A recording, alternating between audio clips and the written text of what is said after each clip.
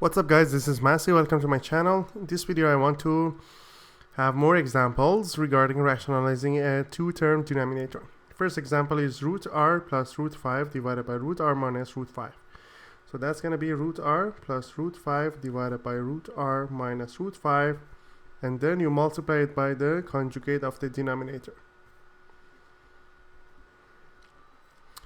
That will make it root r plus root 5 to the power of 2 divided by root r times root r is r minus root 5 times root 5 is going to be 5 because it's difference of squares.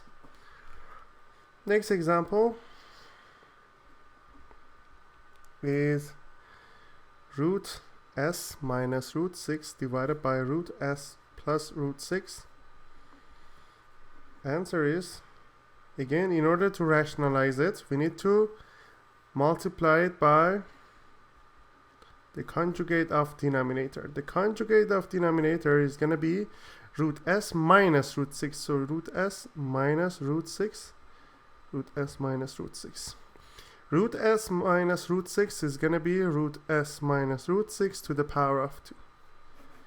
And then root s plus root 6 times root s minus root 6 is difference of squares, as you know, is a squared minus b squared, which is going to be root s to the power of 2 minus root 6 to the power of 2, which is going to be root s minus root 6 to the power of 2 s minus 6, exactly what we had here.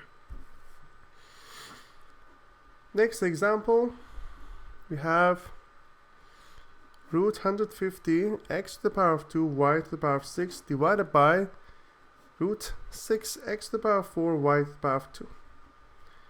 Answer is 150 is 6 times 25, so 150 divided by 6 is root 25. X squared divided by x to the power of 4 is x to the power of negative 2, and then y to the power of 6 divided by y to the power of 2 is y to the power of 4. So that's going to be 5x to the power of negative 1 y squared. Or you can write 5y squared divided by x. Next example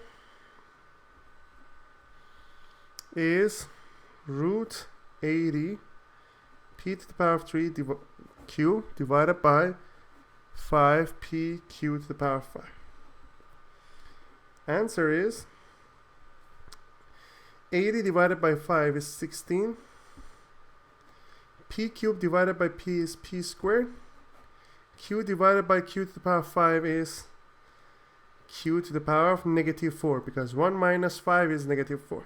So that will be 4 p q to the power of negative 2. So basically we divide the exponent by 2 because we have a square root. So it's going to be p to the power of 2 over 2, which is going to be p to the power of 1.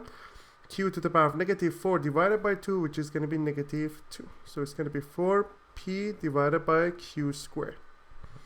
This is the final answer. I hope you enjoyed this video. Please leave me a comment if you have any question, and I'll get back to you as soon as possible. And please don't forget to subscribe this channel. Thank you.